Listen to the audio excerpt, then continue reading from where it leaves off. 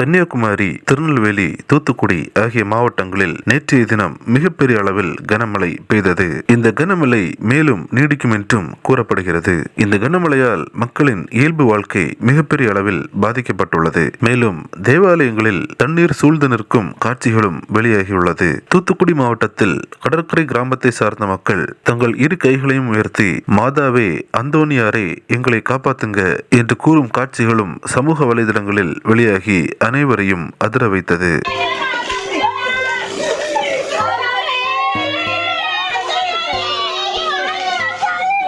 மேலும் தென்காசி மாவட்டத்தில் உள்ள குற்றால அருவியில் மிகப்பெரிய அளவில் வெள்ளப்பெருக்கு ஏற்பட்டுள்ளது. மேலும் கன்னியாகுமரி மாவட்டத்தில் பல குடியிருப்பு பகுதிகளில் வெள்ள நீர் சூழ்ந்துள்ளது. இதனால் மக்களின் இயல்பு வாழ்க்கை மிகப்பெரிய அளவில் பாதிக்கப்பட்டுள்ளது. இந்த கனமழையின் காரணமாக இன்றைய தினம் பள்ளி கல்லூரிகளுக்கு விடுமுறையும் அறிவிக்கப்பட்டுள்ளது. கிறிஸ்துக்குள் பிரியமானவர்களே, இந்த காரியத்திற்காக நாம் ஜெபிக்க வேண்டும். மழை தேவைதான், ஆனால் அழிவிற்குரிய மழை தேவையில்லை. இந்த மழையால் பாதிக்கப்பட்டுள்ள குடும்பங்கள் சீக்கிரமாக இயல்பு நிலைக்கு திரும்ப நாம் ஜெபித்துக் கொள்வோம். மேலும் எந்த ஒரு அசம்பாவிதங்களும் பாதிப்புகளும் ஏற்படாமல் இருக்க நாம் ஜெபித்துக் கொள்வோம். கிறிஸ்துவுக்குள் பிரியமானவர்களே, இந்த தகவலை தவறாமல் உங்கள் நண்பர்களுக்கும் பகிருங்கள். எங்களோடு இணைந்து பயணிக்க இந்த சேனலை சப்ஸ்கிரைப் செய்து கொள்ளுங்கள். தேவன் தாமே உங்களை ஆசீர்வதிப்பாராக. ஆமேன்.